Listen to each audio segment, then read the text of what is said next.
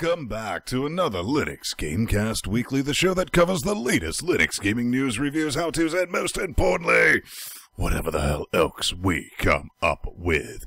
This week is no exception. Hack and Slash goes 1.Z, USB ports beware, Linux finally gets a zombie game. Wait, I mean another in the long, long line. And we want to do something useful.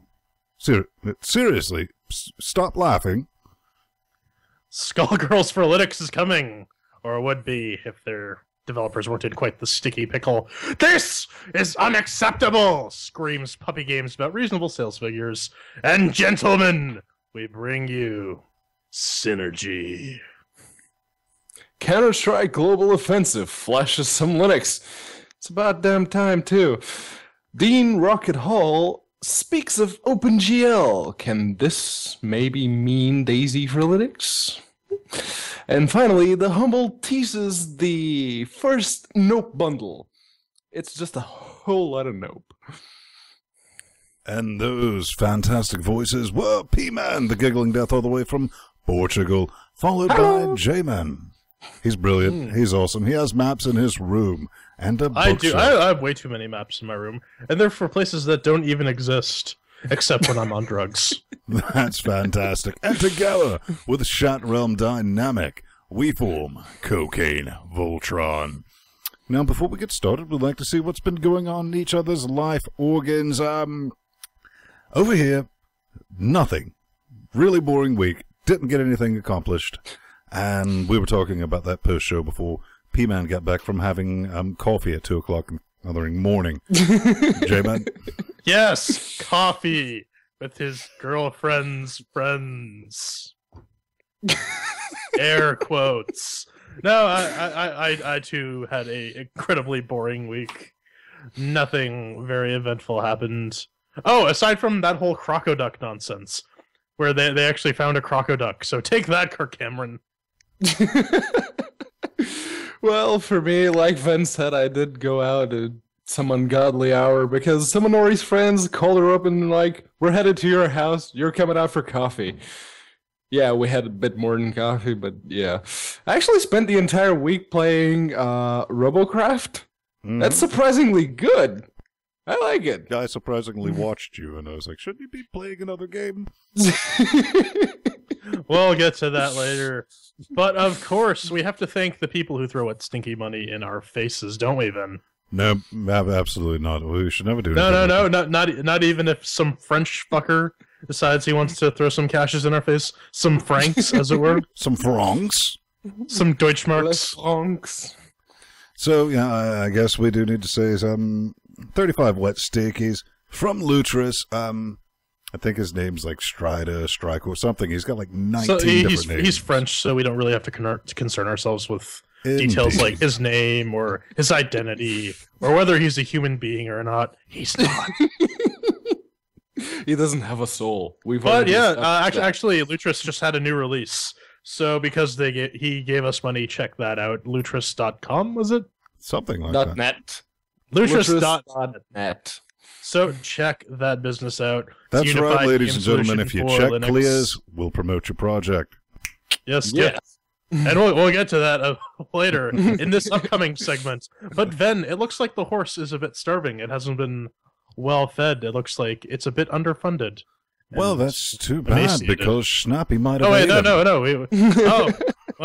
We gotta do it. Snappy. I forgot Snappy. Listen, Snappy. He's a beloved German children's cartoon. And he's got one hell of a cocaine habit. Tell him about it. Great. Because he also helps make this show possible every week with the web hosting, resale hosting, VPS hosting, dedicated service domains, unlimited disk space, unlimited bandwidth, easy control panel, one-click script installs, and 99.9% uptime. And he's got a deal for you, man. He's going to offer you 20% off everything in the books. So you know about the books, J-Man, right? Yeah, I know. But you know what? I think we can beat Schnappy at his own cocaine-fueled game. Because if you enter the offer code LinuxGameCast FTW, that's for the wieners, not for the win. You can get 25% off. You can get 25% off your HostGator purchase. For the wieners, remember. For the wieners. These are the people who support our show. Exactly. But going back, but it's great. They got 24/7, 365 technical support. This asshole here calls them at 3 o'clock in the morning because he's feeling lonely and wants to ask their lovely technicians what they're wearing, and they humor him. They actually do by saying they're not wearing anything. But going back to my original point about emaciated horses and emaciated developers, I guess it's time for our Steam Linux update. ZomG confirmed. Totally confirmed. Zom confirmed.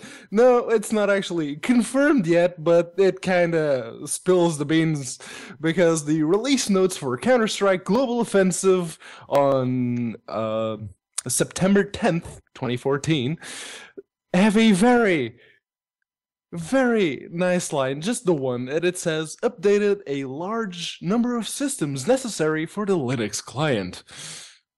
Yeah! I would say it's about time, but I'm glad that Valve is, taking their time and not releasing a rushed piece of crap, or not releasing anything at all, like certain people will be talking about later on in this segment. Well, didn't they have to do some work? Didn't they had to rework the source engine and all that? Yeah. Because the Left 4 Dead. No, but all we need now is the Alien Swarm SDK to be ported, and we have the whole back catalog under Linux. I know. So, I mean, it's Counter-Strike Global Offensive. It is, besides Dota 2, it is their one pro MLG gaming game. YOLO, hashtag Doritos, swag. So, Miley Cyrus, Justin Bieber. It should have already been on Linux, but in a way, it's like Jordan said, it's good that they're taking their time. It means that they're probably going to release a good, decently working version, much like Portal 2. Hopefully they won't cock it up like they did with the first Portal, though. Just hoping. Yeah, but really, who's playing that these days? Yeah. So, something that's a bit more Double Fine. Double Fine's been making with all the business this week. 2 releases. This is Hack and Slash. What is it? You never heard of it? Hack and Slash is a puzzle action game about hacking. Reprogram object properties, hijack global variables, hack creatures' behaviors, etc., ad nauseum. It's Double Fine, so it's probably kind of cool, and we'll be talking a bit. We love to suck Tim Schafer's cock. Well, we actually Tim Schafer's been good to us. Hey, they gave us a copy of this way when it was like in hella alpha, so good on them for that.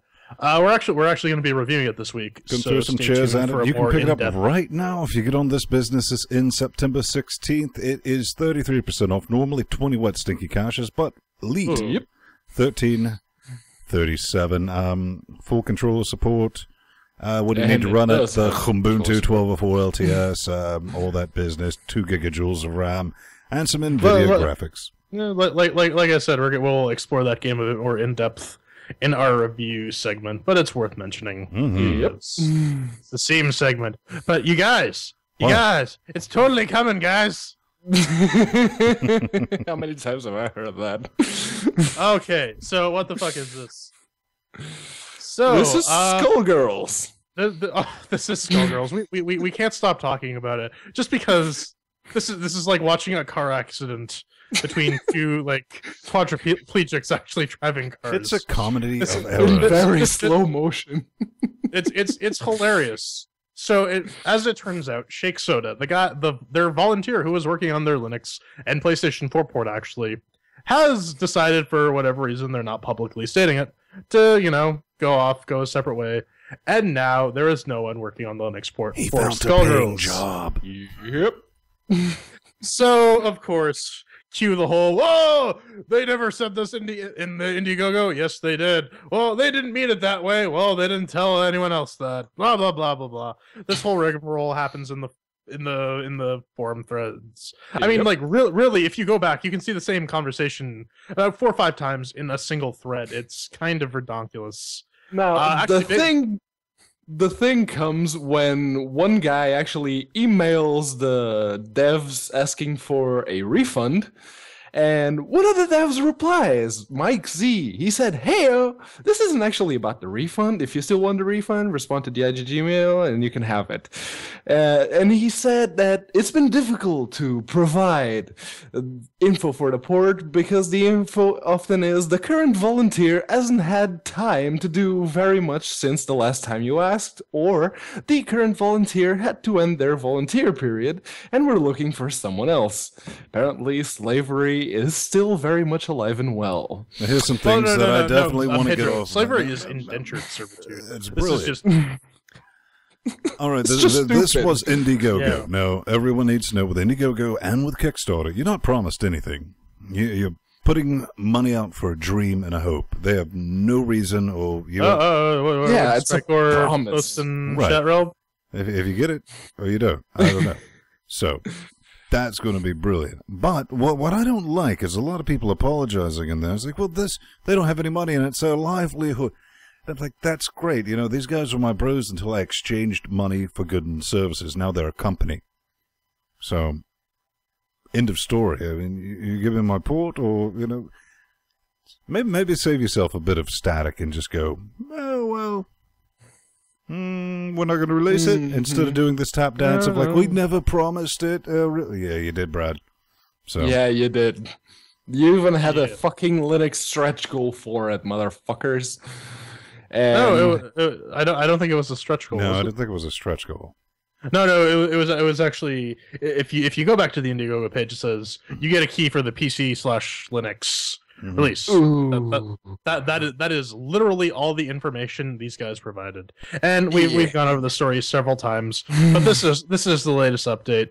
Go read the thread. It is just a marvel of mental gymnastics and a comedy of just errors and sheer stupidity. It's a very entertaining read. I can't stop reading it. This is like a soap opera. This is like it's turned into one of the most popular threads. And I was talking to G Money earlier this week. We were doing the DM things on the Twitters, and he was like, "Skullgirls?" ? And I was like, "Why do you ask that?" And he was like, I was like, "Here you go. Grab some popcorn. Get in that thread. You'll have a good time." But yeah, asking people to actually work for you and flat out saying we can't pay people for it. There is no money available, so it must be volunteer. Maybe they'll get another volunteer to do the updates. Yes. Right. No, they're actually like, we need people, but we can't pay you. It's ridiculous. Yeah, and you're going to have to sign an NDA, and we still can't pay you. Who to talk about, gentlemen? Let's not blow our entire wad. Yeah, you know, let's go back to some Double Fine stuff, because, you know, we like Tim Schafer. They did this we want to talk more about Tim Schafer. This is Costume Quest 2. Tell them about this, Sven. It's a thing, man. It's a sequel to a popular Halloween adventure from Double Fine Productions. I played the original for about all of a minute, and I honestly do not care about this. It's available October 7th, 14.99, wet, stinky caches. It's from the guys at Double Fine, so you know it's going to work. You're not going to have any issues with it. J-Man, didn't you like the original Costume Quest? I tried it. I was like, I liked it. I actually had a brief conversation with the creator of Costume Quest, Tasha Harris. So I think she's Tasha Soonart now, or whoever got married or some such nonsense. Didn't actually talk about the games. Ended up talking about her cat, but she's a cool lady and she made a cool game. So I'm glad to see that they finally made a sequel. I don't know what her level of involvement is with that though. So yeah, but gentlemen, synergy, gentlemen, and no, we're not talking about. We're not talking about the open source screen sharing program that's starting to go paid for. They want money for their binaries. Yes, they do. Code. But this is a completely different thing. This is Synergy. This is a mod for Half-Life 2 that basically makes it a multiplayer game. There's no way this would possibly work under Linux. Oh, but it does. One thing of note, as I discovered, you need to have Half-Life 2 installed on the same drive or the same directory structure as the game, or else it just does not work, and you have to edit a whole whack of configuration files, and it's just not fun. But you know, rsync is a thing. So how does it work? You basically go through all of Half-Life 2, except you have Dr. Freeman and Dr. Freeman, except the default character model is fucking John Freeman from Half-Life Full Life Consequences, which makes the entire thing insanely hilarious. Yep. We did have a go with it. There's actually a 2-part players. We gave it a good, 20 minutes? Yeah, we got about 20 minutes. And I'm just like, shit, I left you behind. Right. I'm dying. Why? But then there's great quotes like, oh, look, ladders work now all of a sudden. Or, how do I jump through this window?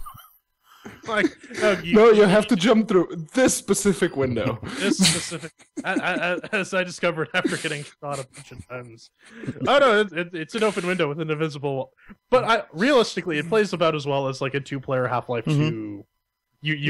How you'd expect that to run. So honestly, I'm kind of looking forward to it. Maybe Pedro, we'll continue on, and we'll get into the fighting parts and see how that works out. But P-Man? Oh boy. I did have some issues, and I wasn't the only one because I went looking in the Steam forums and I found a bunch of other people that had similar problems with the open source drivers. Because what happens when you include old ass libraries with your game? It doesn't. It works flawlessly. Mm-hmm. Yeah, it works flawlessly if you're using NVIDIA proprietary drivers, because those take precedence. But if you're using the open source drivers, like sane people. If you're using the open source drivers because you're stuck with a 5-year-old AMD powered laptop calculator, you're screwed unless you navigate to Synergy bin and delete the libstdc++so6 and libgcc_s.so.1. You need to get rid of those 2 libs for it to work with the open source drivers. It'll all be described in the show notes. You know it doesn't work? Hosting your own goddamn server. Oh, man. We had to go with that. And I like to think between me and J-Ben, we have a bit of networking experience. Between the two of us, there's like one competent system administrator. Right. So... Yeah, we could not get that to fly. We found one that started in Genesis, and it was like the official Houston server. It's like, yoink, when we get on there. Sweet. Yeah. DayZ. DayZ, a game that if it had an actual marketing team behind it probably wouldn't be called DayZ. But hey, I'm going to mute everyone and play this. I think DayZ looks really beautiful. It does look dated. And so that's what we're going to be able to achieve with this. And also OpenGL, let's get a Linux port going. That'd be awesome. It does so much Kiwi. Totally confirmed. So I am getting hardcore Liz Quilty flashbacks. Jeez. Oh, finally. We're having a hammock party. P-Man, tell me what the hell is a DayZ? I've never heard of it. DayZ was originally a mod for Arma 2. It was basically just survival. You're dropped in ashore, and you have to make your way inland, find food, find guns, avoid zombies, and most importantly, avoid other players because people are cunts. And it's Thunderdome, the game. Yep. Now it's just a standalone version, and apparently Dean Hall, the Kiwi gentleman that was talking there, he likes Linux, or at least OpenGL. So I'm okay with that. Yeah, he said he wants a Linux port, so that might be coming down the pipe in a couple months. Yep. It would be good to see another high profile game that people like to play on the Linux. Yeah. We're going to be talking about this a little later, but I think honestly the point is what we need to do is get to the point where there's just enough games on Linux where people just stop caring that a couple of them aren't available on Windows. But anyways, that about wraps it up. We force-fed the horse some of our cocaine-y goodness, some cocaine pudding, some cocaine yogurt. So 2 Gordon Freeman heads on it. So coming up next, new segment. In your face.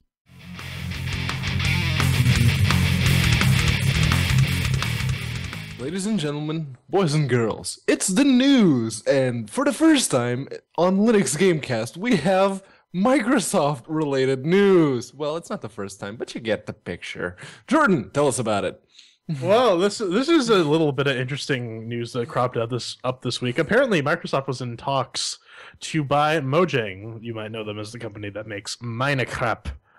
Minecraft? Minecraft, because they make the Android version that you play on the toilet. But no. So allegedly, Microsoft has offered $2 billion to the gaming company to sort of join into their folds and hopefully make Minecraft 2 entirely in C#.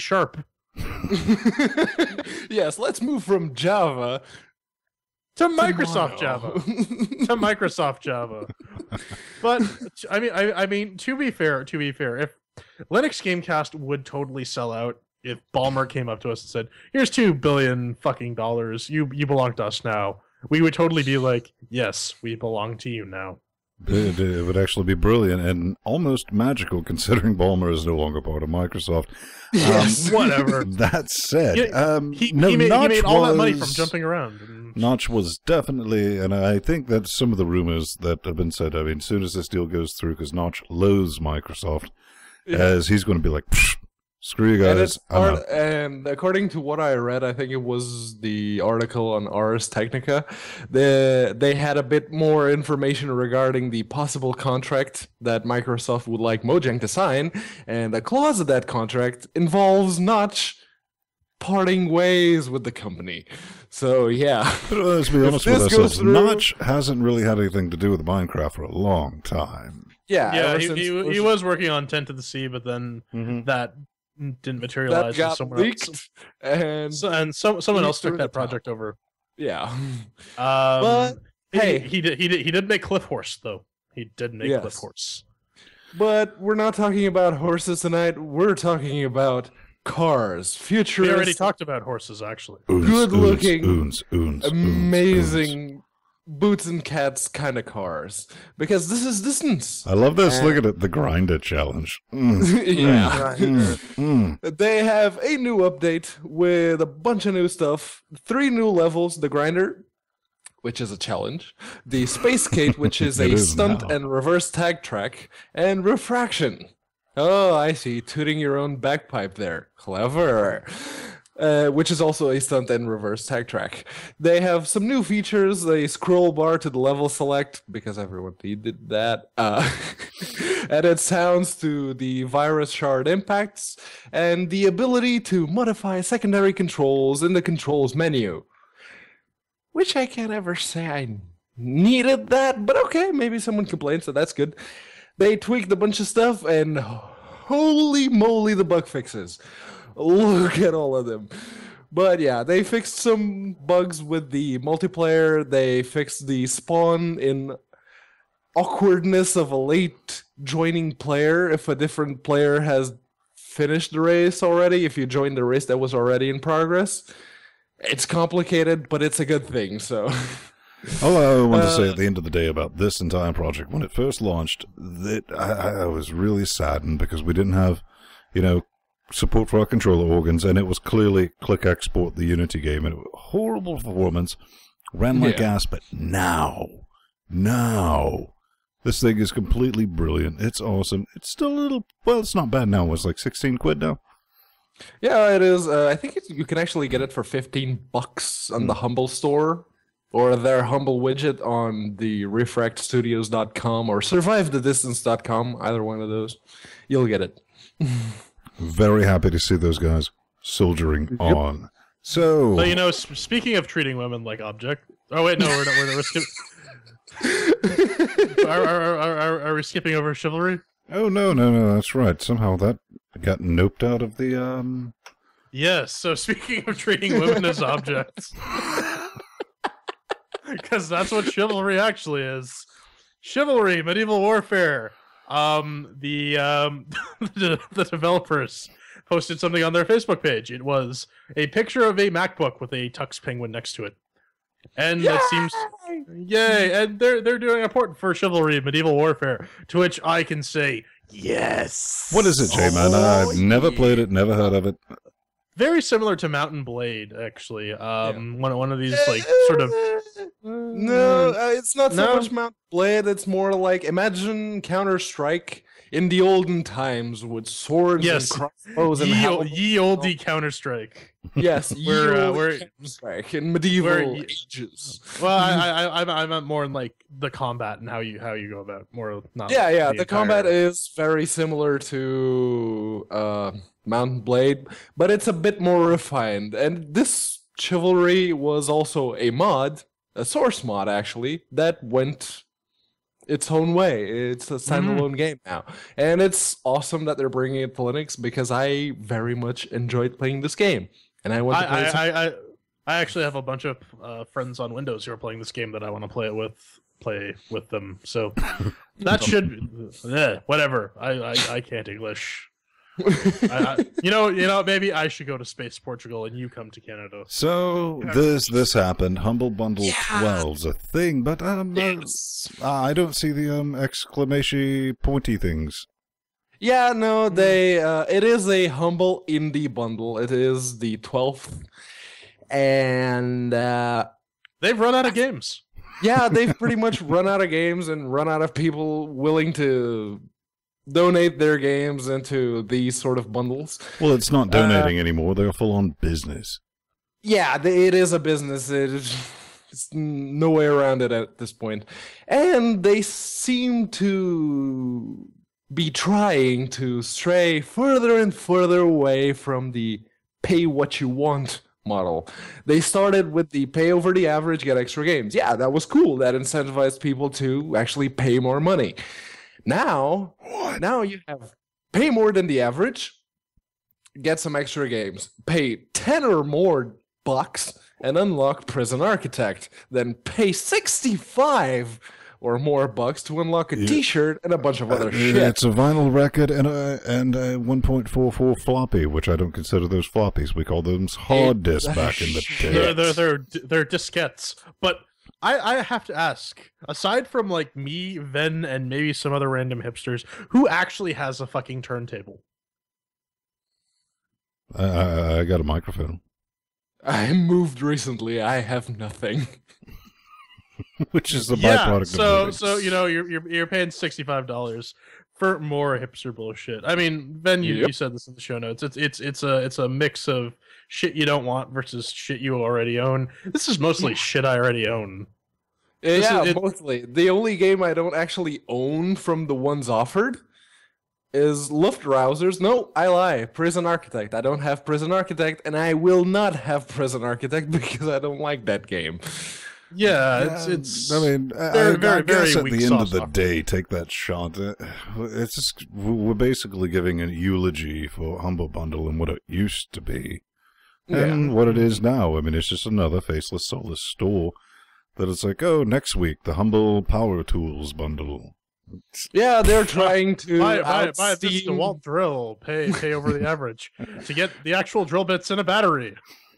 Yeah, they're trying to out-Steam Steam when it comes to promotional sales, and they're failing miserably at it. Well, I mean, their entire business model is promotional sales, so... Yeah. But they have ladies, I have some very exciting news. Our long national nightmare is over. Yeah. We finally have another zombie game type thing. Another source mod zombie game. Finally, I was so bored with Left 4 Dead. And what is the cure? It was a really bad 80s band. No, what is the cure? Yeah, I was trying. Thank you for reminding me. I forgot to look up a bunch of Cure lyrics to drop through this segment. Cooperative zombie game based on Valve's Half-Life 2 Source engine, which is not available on Steam. The game provides immersive, fast-paced zombie fragging with fully dynamic object. Cure can be played both on adapt dynamically. Right. Mm-hmm. But then, is there Mecha Robert Smith in it? 9.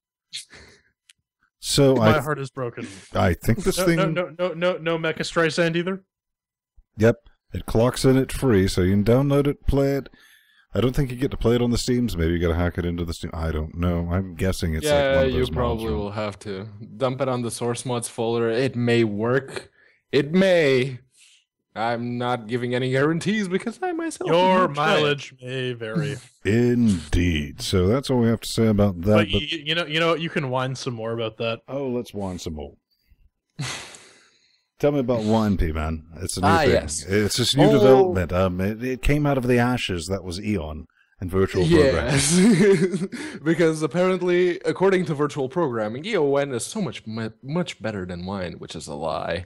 But yeah, this is Wine, the development release 1.7.26, and they've improved. Go ahead. I was just gonna say, tell us what's inside the new bottle. It's a bunch of goodies. More direct write functions, improvements to the common file dialog, a number of C runtime improvements, hopefully that'll mean better performance, please, and various bug fixes. And it is mostly bug fixes. They're biding their time until they release Wine 1.8, which is going to have the CSMT patches built in.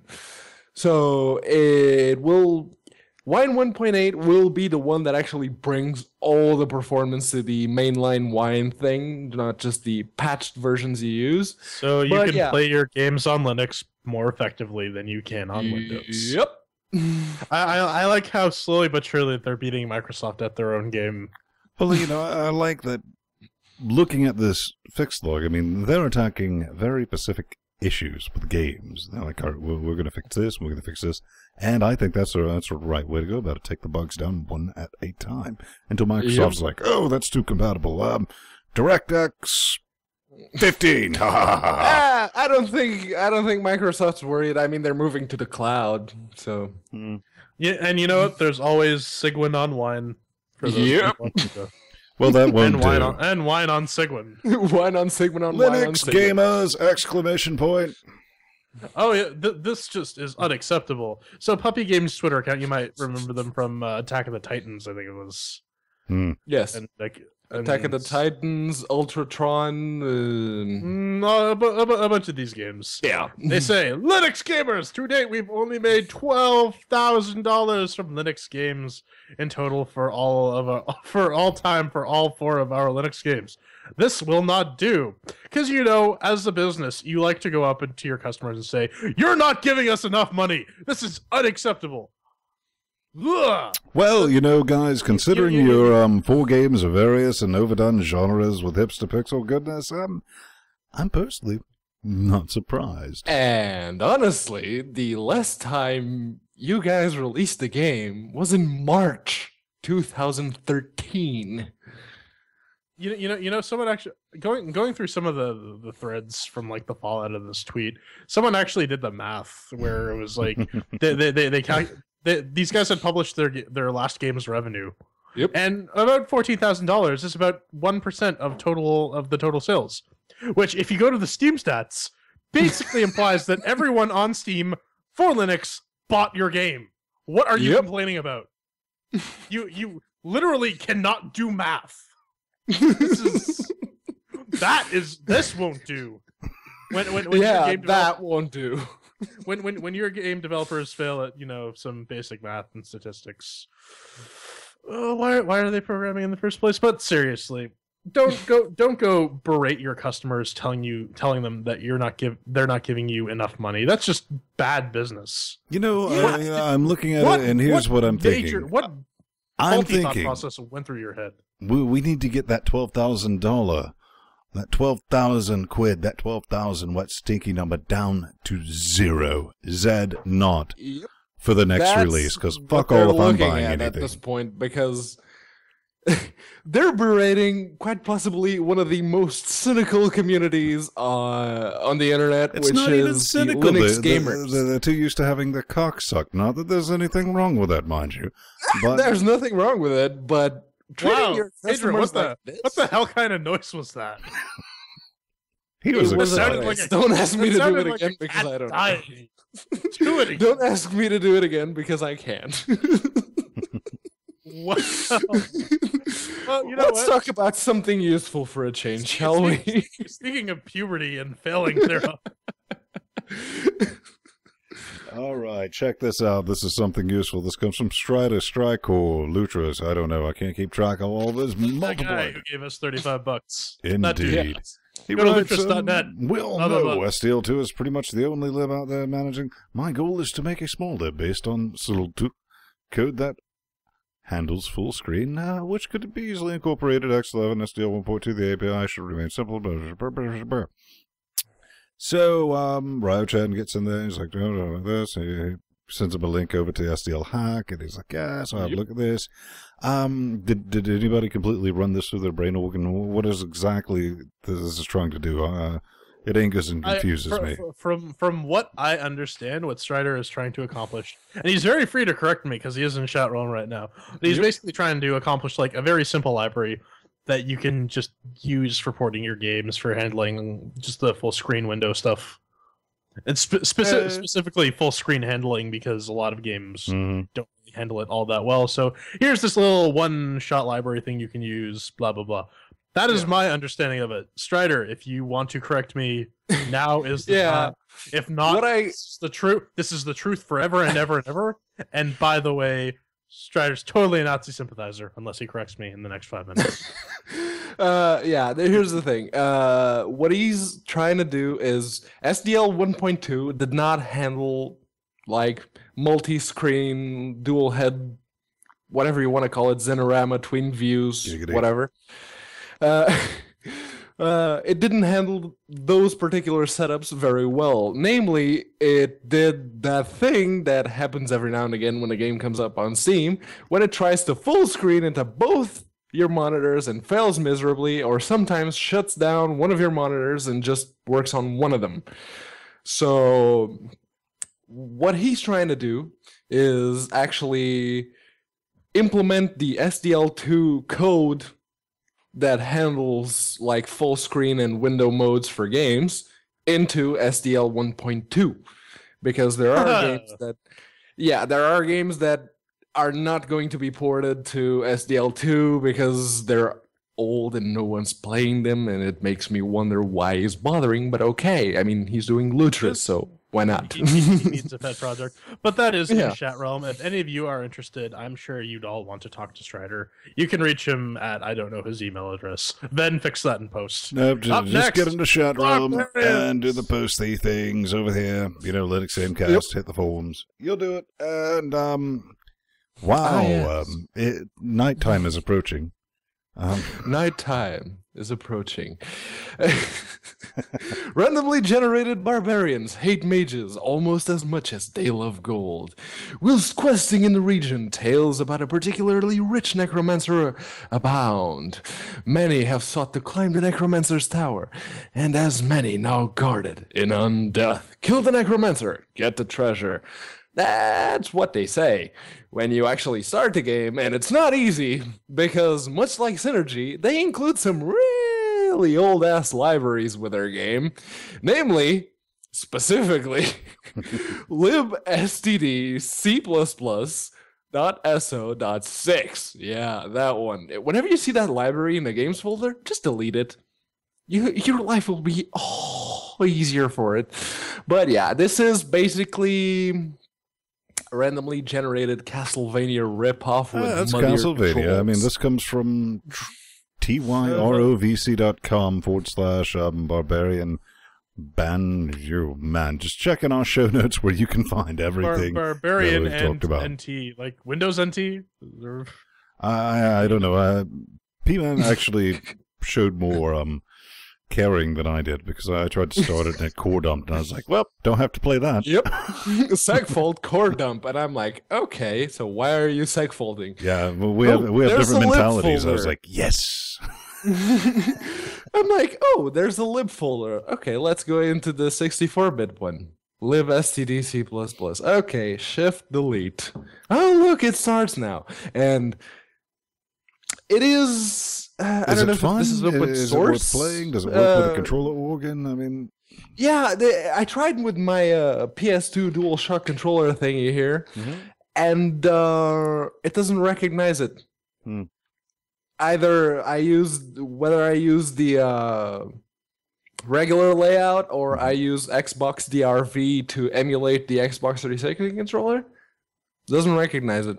That's bad. Okay. Well, would at least from like a game perspective, is it any good? No. Imagine Castlevania 2 You remember how muddy the controls were in Castlevania 2? Simon's Quest. Yeah. This is even worse. Well, that's it. Well, you can find the links to that in our show notes. Yeah, you took a As shot always. at that, didn't you? Already done that, but you know what? That's going to wrap it up for our news section. Coming up next, J-Man, do we have something for the lovely party people? Yes, we are going to hack them and slash them and post all their naked pictures on the internet. That sounds double fine.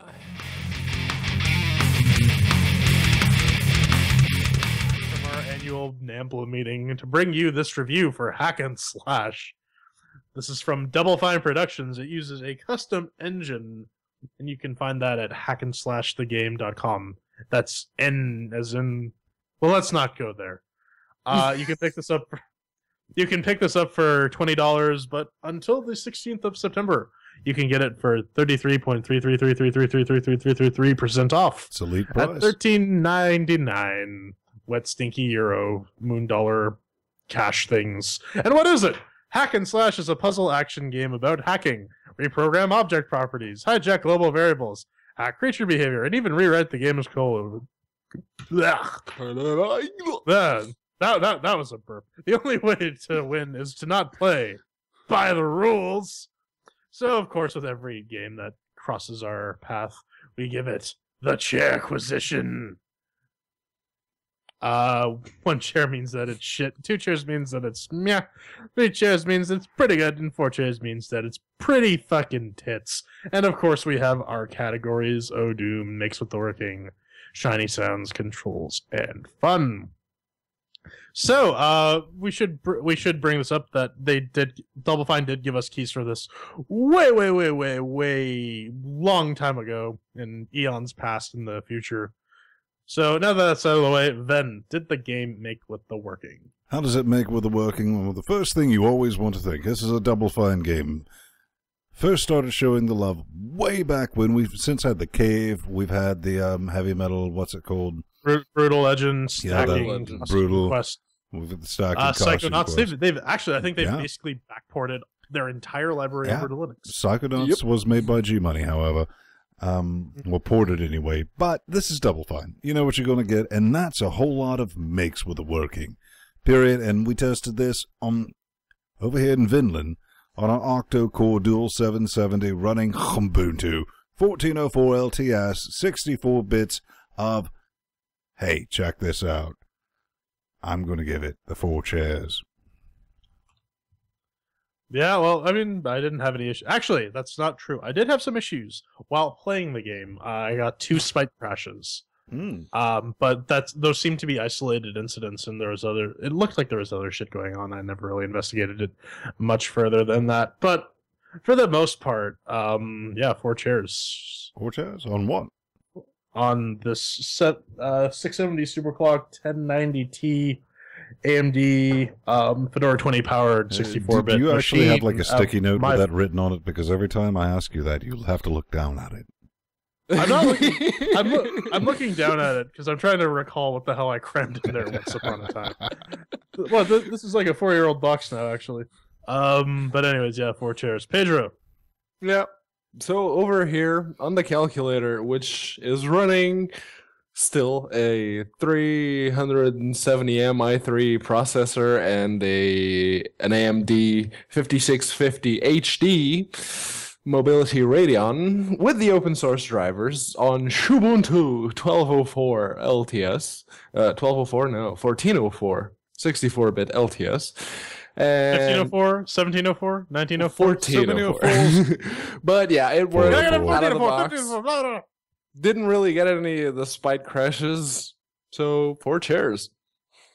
Sweet. So that's 4 chairs for Makes with the Working. Up next is Shiny and Sounds, Ben. Shiny and Sounds. We get a look at what this game is. It is. Am I wrong? Maybe you guys give me a little audio feedback here. Zelda-ish. Yes. It certainly takes its inspiration from Zelda, and it sort of plays around with that formula. It's got its clean bits, but it also gets a little pixely, sometimes intentionally. Not enough to where I would say hipster pixel, but some pixely points. Our choice. I can dig it. I mean, it's definitely has its own. Well, it doesn't. It has the Double Fine style. Yep. You could have showed me this billions of years ago, and it's like, oh, who made? I was like, that's Double Fine game, because it is very much the sounds. I didn't mind them. I mean, I actually was listening to it and all that, and it got stuck in my head, especially because there was this one point where I was trying to watch like the one walkthrough for this damn game because I was stuck somewhere. I was like, what do I do here? And I don't like cheating. I just like getting just enough of an idea, and like right to that point, we're like, all right, pause it. I don't want to know exactly how, but I got the idea now. But I was still listening to that, and I was kind of jamming along with it. I mean, it's chiptune trash, but it's good chiptune trash. I'll give it that. Nothing to write home about. Not very demanding on the system. This box doesn't even warm up when it's being played. So, fine. 3 chairs, I'll give it that. It deserves it. Very solid in the graphics for what it's trying to be. Very solid for actually making chiptune hipster trash listenable. Good on you lot. Yeah, really, all the choices, at least aesthetically, for audio and visual components of this game come down to it's an artistic choice. The guys at Double Fine are trying to create this world. They're trying to give it a very distinct feel of it's almost sort of like a computer program, but not quite. There are random USB ports everywhere. I'm looking for when like someone actually pulls out the FireWire port or the FireWire cord, and he's like, "My God. What is this alien technology?" But yeah, like Ben said, the soundtrack is fairly good. The visuals themselves, like for what the game is trying to accomplish, I think it accomplishes what it sets out to do. That advertisement is really distracting me. Jeez, that is. I'm seeing it out of the corner of my eye. I'm like, what the fuck is going on? But yeah, for what this game is, it looks fine. It basically accomplishes all goals it sets out to do. It's not mind blowing. You're not gonna have your eye pussies and ear pussies rocked, but I would say for what the game is, it's acceptable. So 3 chairs, pretty good. Yeah. Well, the one thing I actually found jarring when it came to the graphics, the shinies themselves, is that the walking animation while going diagonally is missing. What this means is your character, if you push up and right, say, it will sort of moonwalk its way up the screen. It's a bit jarring. But it may just be me being nitpicky, but it's quite literally the only graphical issue I could safely say was not part of the experience, because they do like to shove in random glitches into the graphics to, give it the whole hacking theme to it. And yeah, one thing I forgot to mention in the makes with the working, I actually tried to play this on my netbook, and that thing has a single core 1.2 AMD C30 APU, and it runs stupidly well. I mean, there are no options for the game, there are no graphical options, there's nothing. It runs stupidly well. So for shiny and sounds, I'll give it a 3 chairs, because the walking animation thing was, like I said, jarring. Actually, Pedro, you're lying. It does have a video option. You can choose whether it's full screen or not. But so that's 3 chairs for shiny and sounds. Up next is controls. Ben, I hear you have a problem finding the select button. Well, yes. you got to search for them somewhere. No, it wasn't mapped. It didn't start select. I pressed everything. That's the first thing you do when you reach over and you're like, oh, look, controller support. Neat. Let's see if this works. So you pick up your controller organ, you mash all your buttons, and you see it's like, oh, this does this maps. Inventory. Completely forgot about that because I didn't start playing until this week. And I got to the point where it had auto-mapped like 2 magical moon hats to, I couldn't use my USB sword. And I was like, right, we got to fix this. escape, went to keyboard, and I was like, oh, inventory. Can I map that to a button on the controller organ? I was like, nope. I was like, so it's I. And I was like, oh, I. All right. Partial controller support. Mm-hmm. Did that, sorted that. Everything was brilliant after that point. I was like, hey, boomerang, didn't know how that. Outside of that, little glitch. This is a great little sit-back experience. Once you know that, you might want to, you know, if it works perfectly with, you know, your Xbox, your PS2s and all that, you're going to have no issues. Over here, I mean, just keeping it, you know, open up the inventory. Not a big deal, but that is kind of a big enough deal to not give it a 4 chairs on the perfect with the controls. So, I'm going to give it 3 chairs. So, Ben, you silly bitch. That was a loud noise coming from outside this room. I'm sure I'm going to die briefly, but that's beside the point. Mm-hmm. Oh, yeah, no, they're... Swatted. Yes, I'm... Ratings. Preach clear! Preach it clear! No, I had no issues with the controls. They basically work perfectly well. Yeah, the inventory button was mapped to the select button on this Xbox controller guy.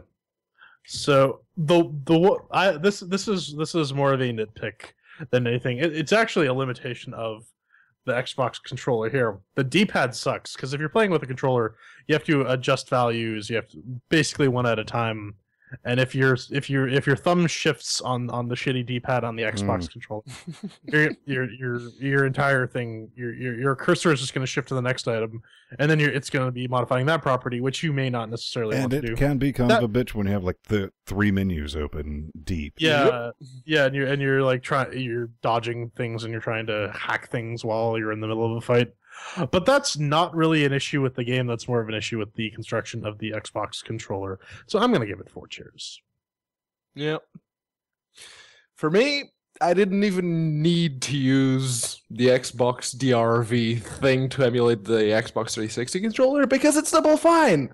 They know their controllers. They know their target audience. They made a shit ton of money when they released Psychonauts for the PS2, and my PS2 DualShock worked out of the box. Everything was mapped. Once again, pressing the select button there opens the inventory. So, yeah, 4 chairs for me. All right, so that's 3 chairs for controls. And our final subjective category, Foon. Ben, did you have fun? Foon. Here we go. It's something we really got to look at. I genuinely appreciate the way this game starts out and treats you like an adult. There's no, oh, look, you have a Steam achievement for starting the game. It really is the figure it out yourself fuckers approach, which I think might hurt it in this day and age, because everyone's like, well, I need 15 pop-ups I need a tutorial. Where's auto aim? You never really need that in this game. That said, I was about 1.5 ons in. I found myself just bored. I didn't start this game with any prejudice whatsoever. It's like, maybe not my thing. Maybe it's my thing. I don't know. I need to put some time into it. And I did. For me, after, almost coming up, it was like 1 hour, 70 minutes into it. So I guess 2 hours. It was debugging the game. And I used to get paid to do that. That's not something that's what I felt like I was doing. It was like, oh, if I fix this and change this, I can do this. I didn't get my reward mechanic from that. That leads me to this last point. I don't understand who the target audience is for this. Is it kids, developers, complete nutters, Pedro? I can't tell you that. It's simply just not my bag.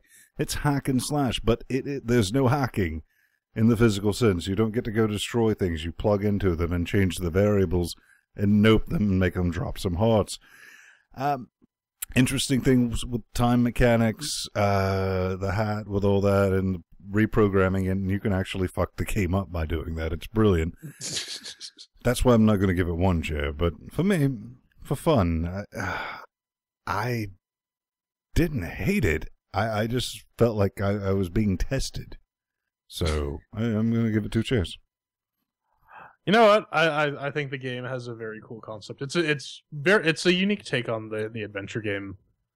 I like it. The puzzles do have a tendency to make themselves either immediately apparent or makes you think, I fucking missed something 4 or 5 screens back, and now I'm gonna have to backtrack to figure out what the hell it was, which can be cumbersome, especially when you have to reverse navigate through various puzzles and whatnot. But I really do like the hackability aspect. Like Finn said, I was actually surprised when I was screwing around with the properties of an enemy, and then it crashed the game. I'm like, oh, well, apparently I gotta watch out for that now. That's good to know.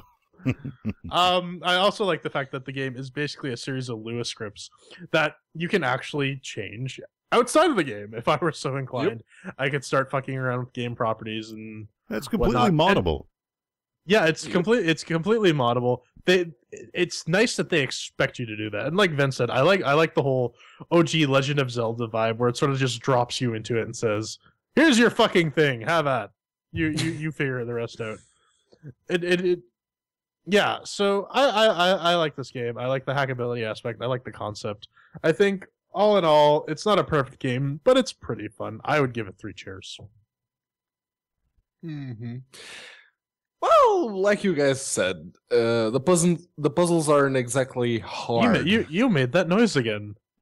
They just don't tell you a damn thing about them, and there are some puzzles which, in the latter parts of the game, like Act 3, Act 4, they're a bit of a chore. They're not exactly puzzles, they're chores, because you know exactly what you need to do. You just have to do it right. You have to get the timing just perfectly. And that is especially relevant at the end of Act 2 with the Warden boss. Now, I do like that they have multiple ways of having you defeat bosses. That's a very good thing. More people need to do that with their games, because a boss is supposed to be the culmination of a certain area. You're supposed to apply everything that you've learned so far in order to beat it. It's not just an enemy that has, more HP, it's bigger, it's meaner, it's nastier. It's not. It's a test. And the Warden, I had to actually use the magic lamp in order to change my name so it wouldn't recognize me and let me walk out of the prison. Now, there is one other way you can beat it, which is to use the boomerang, then turn around, hack yourself to become super fast, and there you go. So you're basically cheating at that point. I like that. But the chores that are some of the puzzles in this game are just too much for me to actually grant this the 3 chairs, so for me it gets 2. Alright, so we tally that up, and that's 2 chairs for fun, and we tally the whole thing up, stick it in the blender, and pour it out. We have some chair margaritas. It's about 3 chairs worth of margaritas, finally. So, gentlemen, final thoughts on Hack and Slash. Well, Brad, that's definitely a check it out. I mean, if you listen to what came out of our voice organs, if you like that type of thing, it took me a while. It was very, the first 15 minutes of just like walking around going, what the hell do I do? I remember when Humble first sent this to us. I mean, it was a long time ago. We were talking like 4 or 5 months ago. You mean Double Fun? Yeah. Yes. Those people. Sorry, Tim. Call me. I saw that mechanic of like changing values, and I was like, oh, please don't let that be a game mechanic. And they're like, fuck you, man, it is. That's the only game mechanic. Right. It is the only one. And I mean, seriously, 10 minutes is like, okay, bush, die, catch on fire, which I like. Drop pots. Once you start understanding that, and you run into your first bird thing, and you're like, oh, I'm going to fight you. No, I'm not. I'm dead. I didn't hate it. It's just seriously not my thing. It's like it wants to be a 2D educational Minecraft without the multiplayer or the fun. almost seems needlessly complex, but that could be needlessly fun. It depends on what you're looking for in a game. Didn't hate it, but, I'm not going to date its sister. J-Man. It's a very unique take on the adventure game, like I said before. I like it just because it's trying something new, and it forces you to think laterally, and it forces you to consider all your options.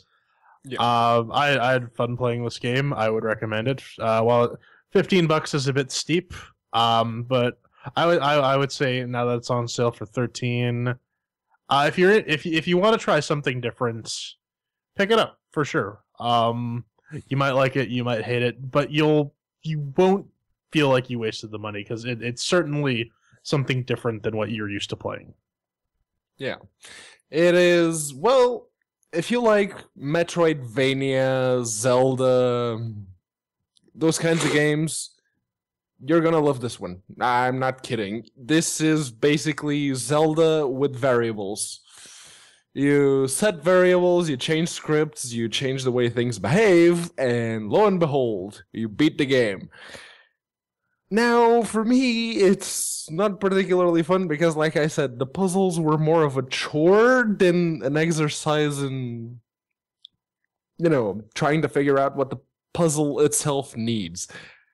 Because the moment I look at it, I see, I can solve it like this, but it's going to be a fuck ton of work, so I don't want to do it. But that's just me. Maybe you like that thing. Maybe you're one of those people that likes repetitive tasks. So, yeah, if you are, give this one a bash. Me, personally, I'm sorry, Tim, but I'm looking forward to part 2 of Broken Age. Well, at least we can all agree that this game is infinitely better than Retro Booster. Coming up next, your hate mail.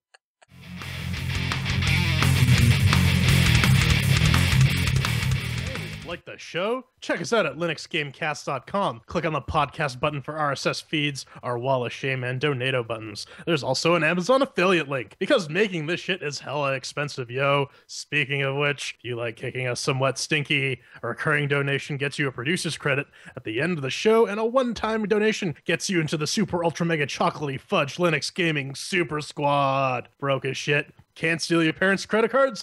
No problem. Spread the word on Facebook, Google+, Twitter, and YouTube. And remember, kids, fuckity bye. Finally, we get to the hate mail. And just as a quick reminder, as usual, if you'd like to get in touch with us, go on over to linuxgamecast.com, push the lovely, lovely contact button on the nav bar, fill out your name, fill out your email, give us a subject, give us your message, prove you're smarter than Vensbot, and away we go. Now, if you're trying to promote some sort of project or, crowdfunding campaign like Indiegogo, Kickstarter, Steam Greenlight, whatever, make sure you send us a prototype, demo, alpha, beta, call it whatever you want. Just give us something we can play with, and we'll be happy to feature your thing. Now, if you don't have a demo, there is one other way we will happily feature your thing. Namely, if you donate monies to LGC, there is a podcast button on the same nav bar there where you can find several different ways to donate money to us, like the founder of the Lutris project did earlier today.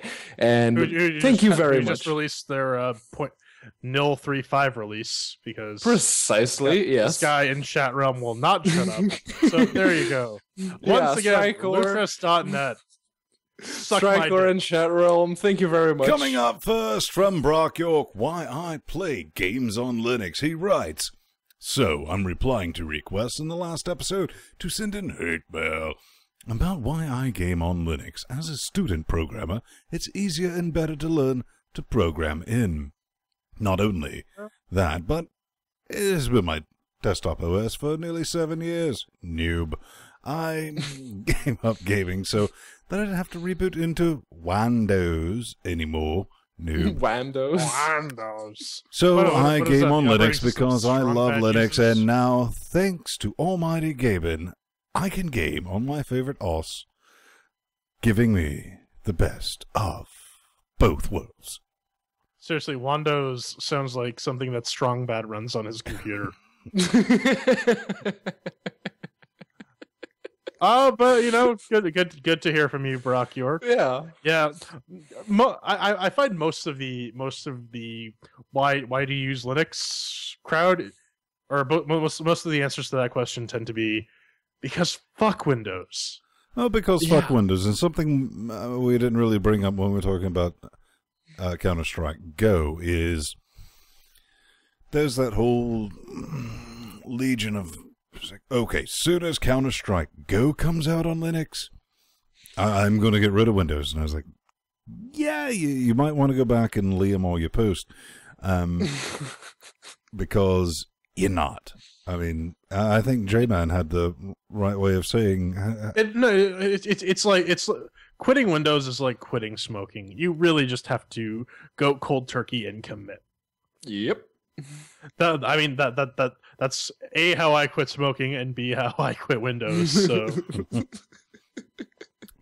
P-Man, thoughts, hints, allegations? Yeah, no, at this point, Windows is becoming more and more pointless. It's going to the cloud. Are you seriously going to use a cloud-based operating system to game on? I mean, it's Internet Explorer, the operating system. Well, that's how they get 1080p by rendering it in the cloud.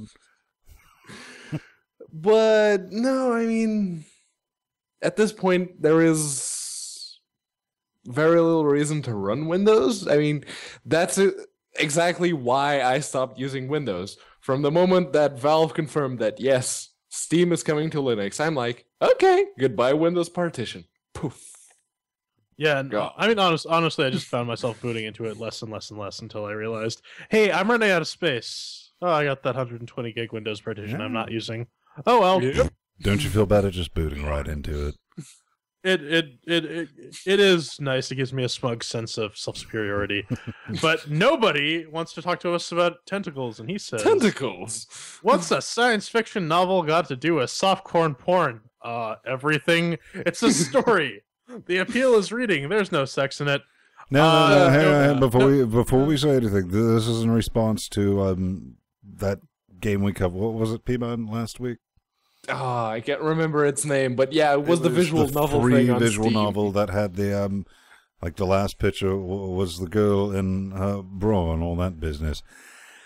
And this was the response, man. I mean, it's okay. Well, visual novels isn't all about that and all that business. It's just a reading.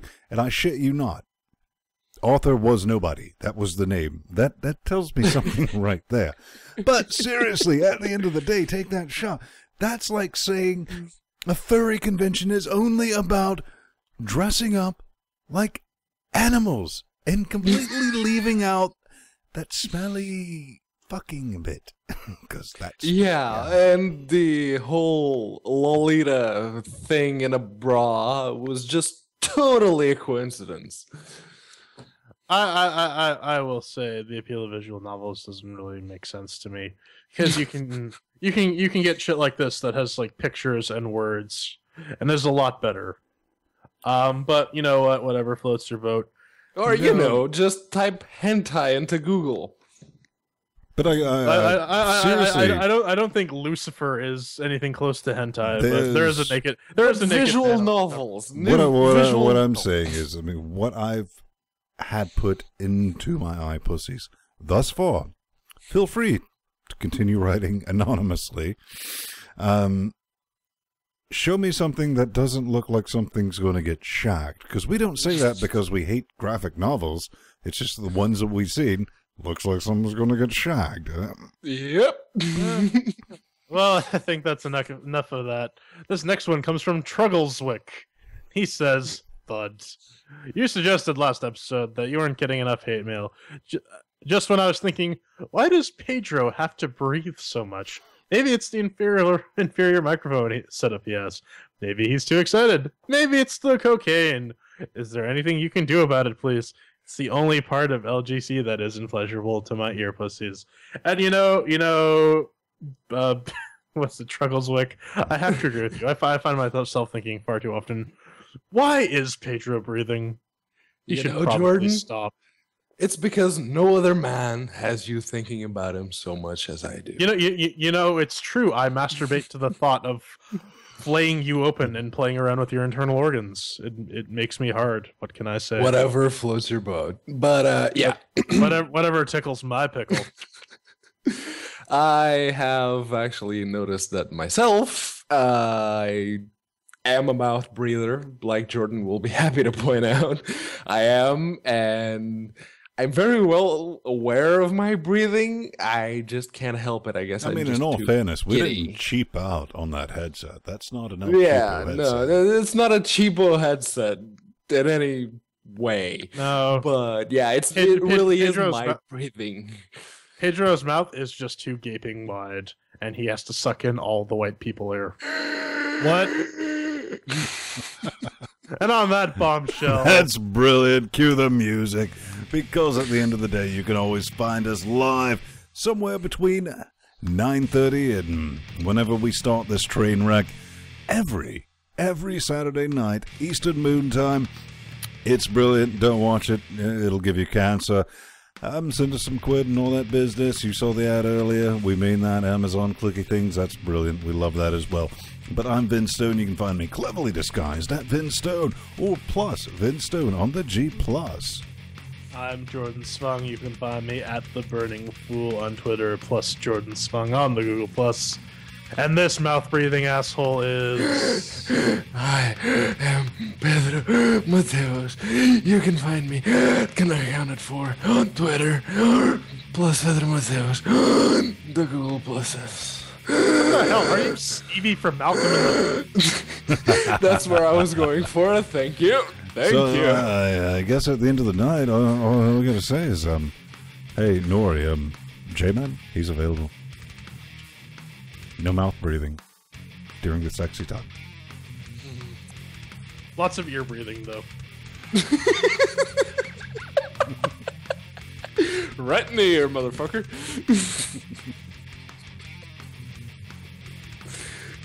And scene. You dropped out of the hangout. Good. Yep. All right, now I'm gonna go...